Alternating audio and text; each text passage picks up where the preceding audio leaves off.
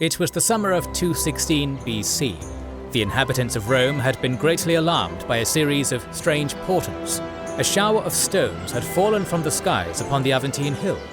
In the Sabine country, images of the gods were smeared in blood, while at Carrhae the earth itself seemed to bleed, and the waters in the hot springs appeared tinted in deep red. Meanwhile, lightning had struck the Campus Martius, killing several men. Were the gods sending a message, an omen of impending doom for the Roman she-wolf? Thus far, Hannibal had managed to stay one step ahead of the Romans at nearly every turn.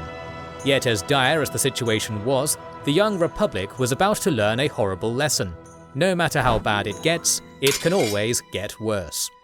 On that note, welcome to our video on the battle that needs no introduction, the Battle of Cannae.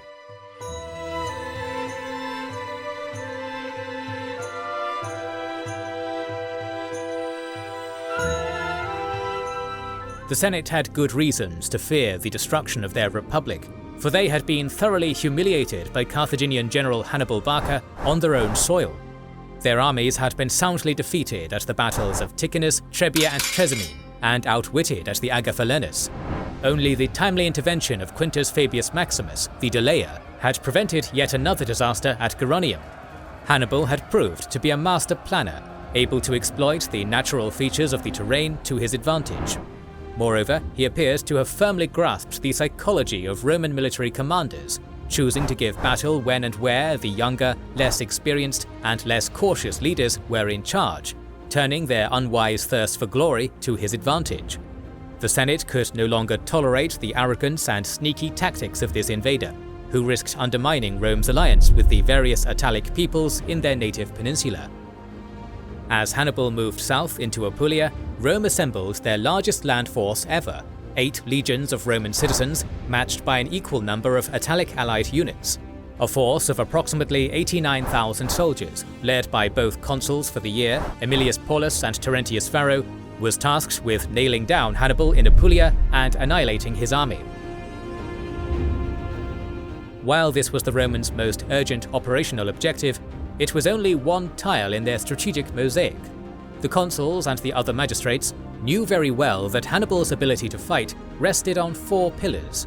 First, his potential to turn the Italic allies in the south against Rome. Second, his silver mines and manpower reserves in Iberia. Third, political support and supplies emanating from Carthage itself. Fourth, Hannibal's Gallic allies in Cisalpine Gaul. Paulus and Varro's expedition to the south would address the first pillar. Hence they received the majority of Rome's military resources. However, the Senate did not neglect the other 3 strategic objectives. The second pillar had already been taken care of, as the Scipio brothers were already causing trouble for Hannibal Barca in Iberia.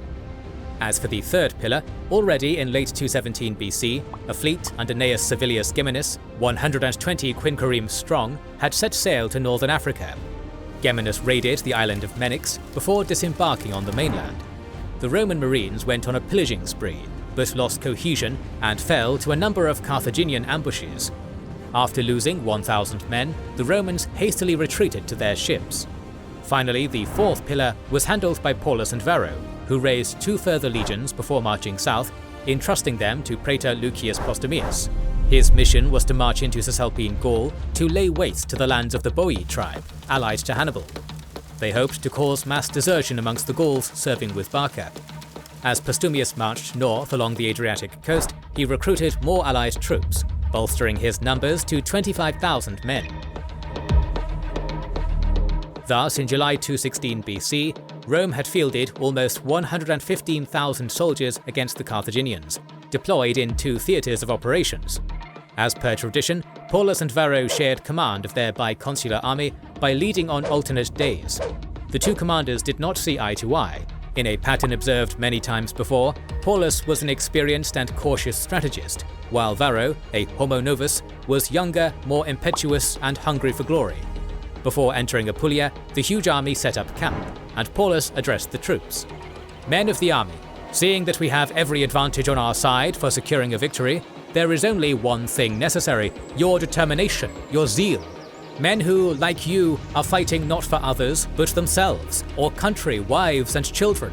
and for whom the issue is of far more momentous consequence than the mere danger of the hour, need only to be reminded, require no exhortation.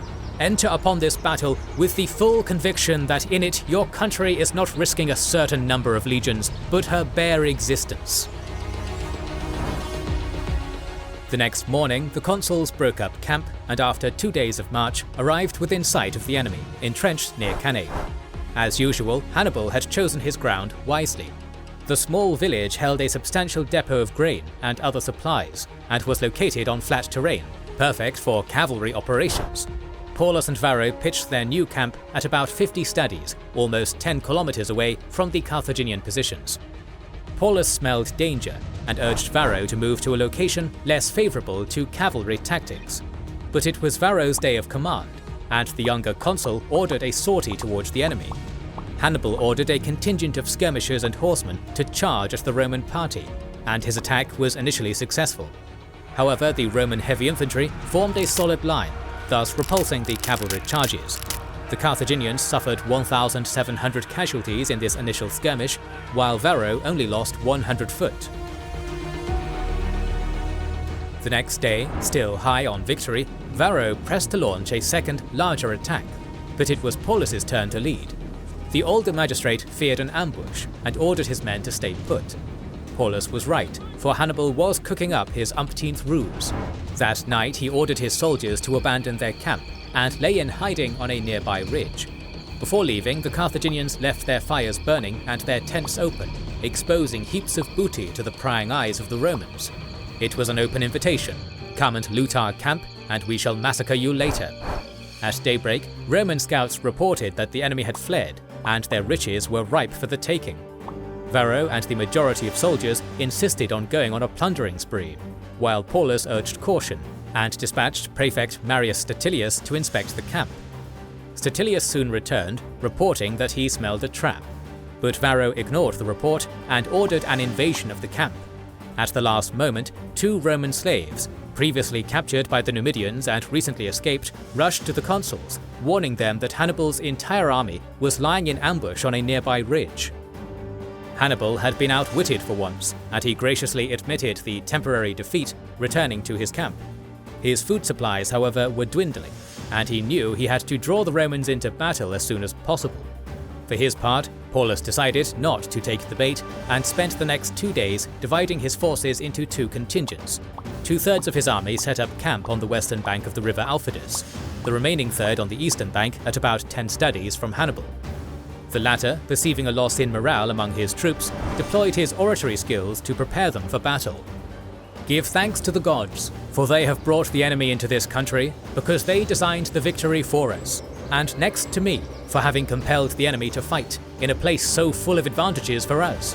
The present contest is for the cities and the wealth in them, and if you win it, all Italy will at once be in your power, and freed from your present hard toils, and masters of the wealth of Rome, you will by this battle become the leaders and lords of the world. General Barca then dismissed his troops, ordered them to break up their camp, and then entrench on the western bank of the Aufidus. The next day, an eerie quiet descended upon the plains of Cannae, as both Roman and Carthaginian nerves were racked by the tension of what might happen. As Polybius would write, there is nothing more intolerable to mankind than suspense. When a thing is once decided, men can but endure whatever out of the catalogue of evils it is their misfortune to undergo. Hannibal decided to break that suspense, sending Numidian riders to harass Roman watering parties on the eastern bank of the river, perhaps knowing that Varro was in charge of the smaller camp on that side. The consul, in fact, was more than ever inflamed with the desire of fighting, and the soldiers were eager for a battle and chafed at the delay. On August 1st, Hannibal further precipitated events. He drew out his men from the camp, amassed them on the eastern bank of the Aufidus, and sent his Numidians to provoke the enemy. It was too much for Varro to bear. It was time to give battle. Once again, Paulus tried to rein him in, but he eventually conceded that battle was inevitable. According to Livy, he specified that he would himself be guiltless of all blame, but would share in all the consequences. Another day went by. On August 2nd, it was Varro's time to lead, and he ordered for the bulk of his army to take position on the eastern bank. The two armies thus faced each other on the plain of Cannae, the Romans to the north and the Carthaginians to the south. The battlefield was enclosed by the Aufidus to the west and hilly terrain to the east. The consuls placed a contingent of Roman cavalry on their right wing, along the river, which would be led by Paulus. The center of the formation was taken by the heavy foot, deployed in very close maniples, the depth of each several times greater than its front. The infantry formation was led by Marcus Attilius and Gnaeus Servilius, consuls for the previous year, now serving as proconsuls. The left was composed of Italic allied cavalry under Varro's command. A screen of light infantry was placed in advance of the whole army, which numbered up to 80,000 foot and 6,000 horse. The Roman army appeared as a solid block, a massive fist ready to deliver a deadly punch to Hannibal's face. As for General Barca, he knew he had the cavalry advantage, both in quantity and quality. However, his overall troops were outnumbered 2-1, so he had to go for a more complex battle order. From west to east, his troops were arranged as follows. Close to the Aufidus, the Iberian and Gallic cavalry, led by one Hasdrubal, not a Barca, and facing Paulus's horse. Then a column of elite Libyan heavy infantry, equipped with armor and weapons looted from the Romans. The center of this formation was taken by a crescent-shaped line of Iberian and Gallic infantry bulging towards the Romans. Hannibal himself and his brother Mago stood in command of the center. On the other end of the crescent stood another column of Libyans, flanked to the east by a wing of Numidian horse led by Hannibal and facing Varro. The entire formation was screened by a line of Balearic slingers and javelin throwers. Numbers-wise, Hannibal could field about 40,000 foot and 10,000 cavalry, but his real strength lay in the peculiar formation. Crucially, the columns of Libyan infantrymen were not immediately visible to the Romans, as they had been placed slightly behind the edges of the convex crescent, standing in reserve. As the sun scorched the earth, a southerly wind began blowing clouds of dust into the faces of the Romans, further hindering their visibility. Clearly, Hannibal had no control over the elements, but the wind played to his advantage. His entire plan relied on luring the impatient and reckless Roman heavy foot into the pincer of his Libyan columns, theoretically in plain sight, but virtually invisible to his enemies.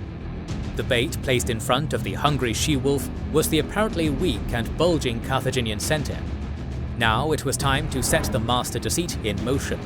The three Parcae had already been hard at work. Nona had spun the threads of the lives of thousands of young men. Decimer had measured them, and mortar would soon cut them. The Carthaginian light foot surged forward, clashing against their Roman counterpart. Their engagement was indecisive, with neither side gaining an advantage. Next, cavalry commander Hasdrubal sent forth his Iberian and Gallic cavalry, colliding head-on with Paulus's horse. Their movements were hindered by the Aufidus to the west, with both formations failing to perform any outflanking maneuver. Their engagement degenerated into a chaotic melee. The horses came to a standstill, and the riders grappled with each other, dragging their enemies to the ground. The horsemen dismounted and fought bitterly on foot until Hasdrubal got the upper hand, forcing the Roman cavalry into a flight. As Paulus's men fled north along the river, the Iberian and Gallic horsemen gave chase, cutting them down from behind. Meanwhile, in the center of the battle lines, both light infantry contingents had exhausted their strength and retreated behind the heavy foot. It was time for the latter to engage. Baying for blood, the front lines of the Romans charged at the Carthaginian crescent. Spurred on by Hannibal and Mago, the Iberian and Gallic foot fought gallantly, checking the enemy's advance. But more and more legionnaires pressed forward, gradually turning the convex line into a concave shape. The Romans converged to the very center of the enemy battalions, adopting a wedge-like formation of ever-mounting mass.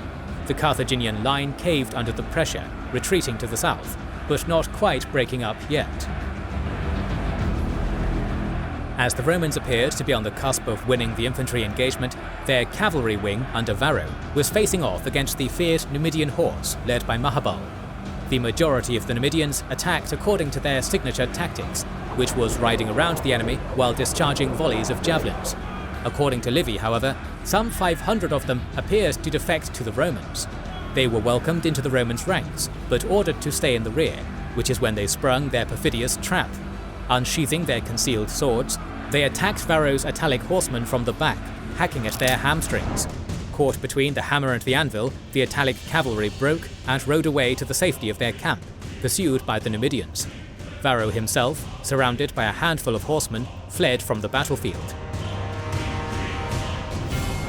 The other consul, Paulus, would not be so lucky as to escape with his life. After losing the cavalry engagement on the Roman right wing, the consul joined the centre. Though severely wounded, he continued to incite his infantry to smash through the Carthaginian line. The latter finally appeared to break, and a flood of Roman soldiers continued to pour into the fray. Finally, the Iberian and Gallic soldiers appeared to be breaking into a flight. But was this a spontaneous reaction of a defeated formation, or was it all part of Hannibal's master plan? Neither Polybius nor Livy provide clarity, but they do agree on one point. Just when the Carthaginian centre seemed doomed, the columns of elite Libyans wheeled inwards and started hacking at the Romans. Confusion had taken over. One moment the legionnaires were fighting as a compact fist against a single line of foes. The next, they were attacked from the sides by men clad in Roman equipment. The Iberian and Gallic soldiers reformed their line, and they too started pressing inwards. The biconsular army was now an amorphous heap of desperate men encircled by 3 walls of disciplined, relentless killers. And the worst was yet to come. After winning their respective cavalry battles, both Hasdrubal and Mahabal showed great restraint, and instead of continuing the pursuit of their defeated enemies, wheeled their horse around and charged southwards, smashing into the Roman rear. With the help of his trusted commanders, Hannibal Barca had achieved the nigh impossible, the complete encirclement of a force twice the size of his army. As Hannibal had almost sealed his masterpiece in Roman blood, a secondary action was taking place. Before the battle had commenced, Paulus had stationed 10,000 foot soldiers inside his main camp, on the western bank of the Aufidus. Acting on previous orders, these soldiers staged a sortie, marched southwards and attacked the Carthaginian camp, also on the western bank. Their action appeared successful at first, but the Carthaginian garrison held them back. Seeing that his presence was no longer needed on the main battlefield, Hannibal rushed across the Aufidus to direct the defence of his camp. The Romans wavered and eventually fled back north, pursued by Barca and his men. The Carthaginians cut down 2,000 of the fleeing enemies and surrounded the rest in their camp. Back in the thick of the action, the bleeding, exhausted Paulus had not lost hope yet. If his men maintained a cool head, they could attempt to break the boundaries of the killing field. But too many soldiers were falling under the Carthaginian steel, including dozens of centurions, tribunes, and even the proconsuls Attilius and Servilius. Eventually, also Paulus fell on the ground, covered in blood but still breathing.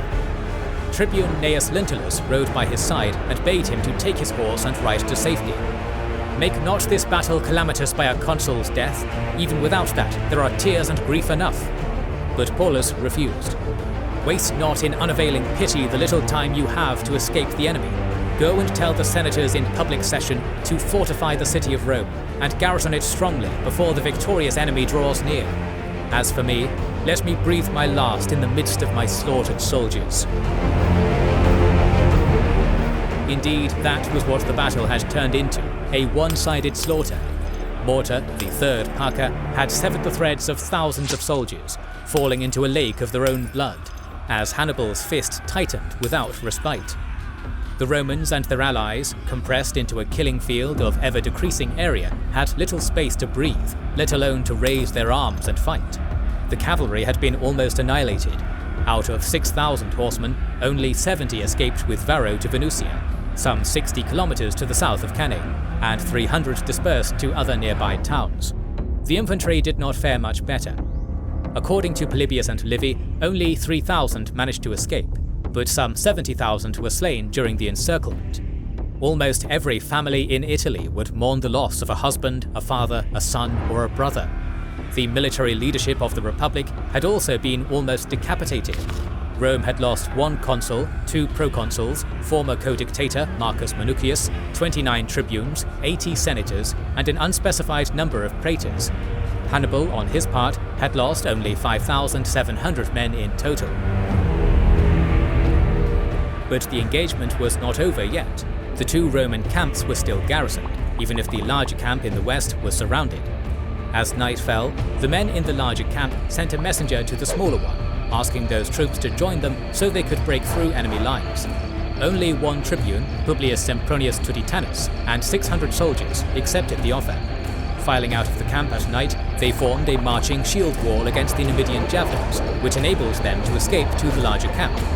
There, Tuditanus assembled a larger force, with which he was able to fight his way to nearby Canusium. The remaining soldiers in the camp, numbering between 8,000 and 15,000, were all taken prisoner at daybreak. As the sun rose over Cannae on August 3rd, 216 BC, the Carthaginians themselves were shocked at the extent of the carnage, vividly described by Livy. Some were discovered lying there alive, with thighs and tendons slashed, baring their necks and throats, and bidding their conquerors drain the remnant of their blood. Others were found with their heads buried in holes dug in the ground. They had apparently made these pits for themselves, and heaping dirt over their faces shut off their breath. But what most drew the attention of all beholders was a Numidian who was dragged out alive from under a dead Roman, but with a mutilated nose and ears, for the Roman, unable to hold a weapon in his hands, had expired in a frenzy of rage while rending the other with his teeth. This act of defiance showed that the Romans were not going to surrender. In the next episode, we will talk about the aftermath of Cannae, and how the Republic of Rome will rise back up from its darkest moment like a phoenix from the ashes. This is episode 6 of our member and Patreon exclusive series on the Second Punic War. Our kind members and patrons are able to watch 15 episodes showing how the war started, how Hannibal invaded Italy and threatened Rome, how the Roman Republic retaliated in Spain, and much more. We also release 3 new exclusive videos every week, including videos on the Eastern Front of World War II, Spanish Succession, Austrian Succession, Persian Wars, Reconquista, Pacific War, and more. To see those, as well as get access to our exclusive Discord, see our schedule, and get early access to all videos, join the ranks of our patrons and YouTube members via the links in the description and pinned comment. Thanks to our supporters for allowing us to continue doing our dream job. Make sure you are subscribed and have pressed the bell button. Please consider liking, subscribing, commenting and sharing. It helps immensely. Recently, we've started releasing weekly Patreon and YouTube member exclusive content. Consider joining their ranks via the link in the description or button under the video to watch these weekly videos, learn about our schedule, get early access to our videos, access our private Discord, and much more. This is the Kings and Generals channel, and we will catch you on the next one.